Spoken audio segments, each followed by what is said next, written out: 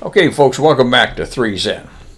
So now I'm going to pick up with the Quad Alpha series here and talk to you a little bit about my early days in recovery. So I've called the chief pilot and told him I think I might have an issue with alcohol. Give me a break. And that was on a Saturday afternoon, and so he said, let me call you back in a couple hours, and he did. And he said, listen, I've got a bed for you up at Hazleton. That's where Northwest had a contract with. And he said, we can get you up there tomorrow on this particular flight. Would you be able to make it? And I said, absolutely. And he said, let me ask you something. He said, let me ask you not to drink today and tomorrow before you head up there. He said, can you do that? And I said, no problem, sir. It didn't make sense to me to call up and ask for help and then have a cocktail to celebrate the fact that I'm doing something for myself. That was kind of stupid. So I said, not a problem. So we kind of talked, my wife and I kind of talked about everything. It was kind of scary to both of us. God, I can't tell you, for 31 years I drank. And wasn't sure what this was gonna do to me. Wasn't sure what was going to happen. A lot of unknown at that time. But be that as it may, I knew I couldn't continue on the path that I was. So the next morning we got up, and Susan took me up to the airport, and then she told me later on our ride home, she cried all the way home because she said, Bob's going to be up there with all those alcoholics. Give me a break. She said it wasn't until a couple months later it dawned on her, wait a minute, Bob is one of those guys. That's the way it happens. Alcoholics don't tend to form relationships. We tend to take hostages. That's just the nature of us, I guess. So anyway, I get up there and met the van at the appointed gate, and there was another Northwest pilot who had received his calling. So we get in the van and they take us up to Center City, about 29 miles away. And as they're turning down the road that heads into the facility, there's a bar across the street. And the driver said, I've been authorized to let you go in and have one drink if you need before you go into treatment. Oh, God, no, I'm not going to do that. Neither did the other guy. So we show up in the facility and in process, and then they put us in a clinic overnight for observation, have us fill out a couple of forms, and hand us the big book and ask us to read the first 164 pages. Okay. I was at that point. They could have asked me to do anything at that point. I would have done it for them. I was that beaten down. So I would have done anything they asked. So the next morning, we're kind of hanging out, and they came in, they assigned us a unit. Now, they had 6 units at Hazleton at the time, and they were 25-person units. They had 2 female units and then 4 male units. So I get down to the unit and meet a few of the guys, and they told us one of the things you will not do is you will not skip meals. And the whole idea was to change all our habit patterns and so forth. Then they went on to tell us that, the first 5 days you're here are 5 days of assessment. We are assessing whether or not you belong in this program, whether or not you are actually alcoholic. And that's when I felt fear, because I, like many others, know we're alcoholic. Don't kid yourself. I drank for 31 years. How could I not know? Anyway, that was scary because I thought, my God, if I don't make it here, what's going to happen to me? And I surely thought that if they didn't take me in, I was going to die. I was that convinced of it. So we began a series of interviews. They put us into the lecture circuit, but they'd pull us out for a counseling session and then another interview and a battery of tests and so forth throughout that first 5 days. At one point, during the interview section, I met with this lady, and we began talking, and she would ask a question, and I was just I was pretty low at that point, so I just tell her the answer. I had nothing to hide. I mean, what the hell? It didn't make sense to me to, again, ask for help and then lie to them. That doesn't make sense at all. So she'd ask a question, I'd tell her, and so forth.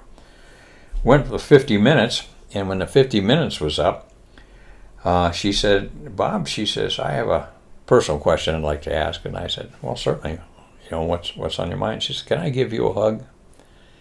And I looked at her and I said, well, that's kind of strange. I said, why would you want to hug me? I couldn't understand that. Why would anyone want to hug me? But that's just what I thought. But I thought it was so strange. It caught me off balance. I said, well, sure. So she gave up and came up and gave me a hug and didn't think anything more about it. Until about 3 years later, Northwest offered a refresher program of 5 days. And I signed up for it. Man, I was going to do anything they offered, anything they told me to do whatever it took to stay sober. So I went up there, and one of the first things I did after checking in is I went out looking for her, and I found her. And I said, do you have a moment? She said, certainly. I said, I don't know if you remember when I came through 3 years ago or not. She says, yes, I do. And I said, at the end of our session, you asked if you could give me a hug. And she said, yes, I remember. And I said, why is that? She said, Bob, we get so many people that come through here. And she said, I'd never heard such sadness as I heard from you. Well, I said, I think I'm doing okay today. And I always wondered about that. But it was through your help and the help of other people and my peers here and so many others in AA that I'm able to stand here and tell you I think I'm doing okay today. Don't know about tomorrow, but today I'm doing okay. Thank you. And that was kind of cool for me. Okay, now back into the unit. When I first showed up in the unit, began meeting people and so forth. We would meet first thing in the morning. We'd have a couple of readings. Then we'd go to breakfast. And then we'd have a series of lectures, go to lunch, come back, and have a little bit of a discussion. And then more lectures throughout the afternoon. And then meet again and for dinner. And then after dinner, you had free time. We went on a lot of walks, and they encourage you to walk with somebody. Don't walk alone.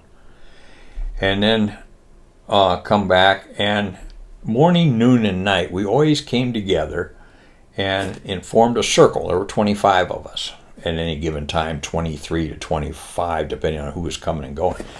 And they formed a circle. We put our hands around each other's shoulders. And that first time we did that, they came out and said the Serenity Prayer. God, grant me the serenity to accept the things I cannot change, the courage to change the things I can, and the wisdom to know the difference. And I heard that, and I just broke out bawling. I just stood there and shaking, and I was just crying so hard. I could feel the other guys looking at me. I didn't care. Because I'd heard that prayer one time before. Actually, I didn't hear it. When Dad died, dear old Dad died in 92, December 92. And I flew down there because I had lost my father. Well, I flew down there to drink my lips off down to San Antonio. And I stayed drunk for about 5 days down there at that time. But at one point, I went out in the garage and I opened this footlocker up. And I pulled out, I was going through a bunch of things he had in this footlocker, and I found this prayer. And I looked at it and it said, God, grant me the serenity to accept the things I cannot change, the courage to change the things I can, and the wisdom to know the difference. And I remember a sense of calm came over me that day in 92. And I said, Dad, why couldn't you have lived like this? This is such a beautiful prayer. And I tossed it back in that footlocker and didn't think anything more about it. Well, when I got out of treatment in 94, one of the first things I did is I flew back to San Antonio and went to Mom's, went out in the garage, pulled that footlocker out, found that prayer, flipped it over and it said Westover Air Force Base, 1962. Damn it, Dad. Damn it. You almost made it. He never did. He died as an alcoholic. But at any rate, that kind of got my attention. So that's kind of some insight into my first week or so at Hazelden and in recovery. And I'll share a little bit more about my journey as we go along. There were a couple pilots at Northwest that came out to the unit and would, during a counseling session, they would take the time to come in, sit down and talk with you and reassure you that the airline was going to support us. And by God, they did. I can't say enough for the support that I got through the airline and through their program to help pilots get back into the cockpit. I can tell you that the day I came into treatment, I didn't care if I got into another cockpit ever again the rest of my life. That's how far down I'd gone. I just didn't care.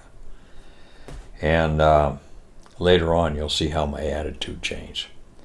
Thanks for indulging me. There's hope out here for us. Just got to look for it. You got to believe and you got to have faith. With that being said, this is Bobo. Bass clear. Stop.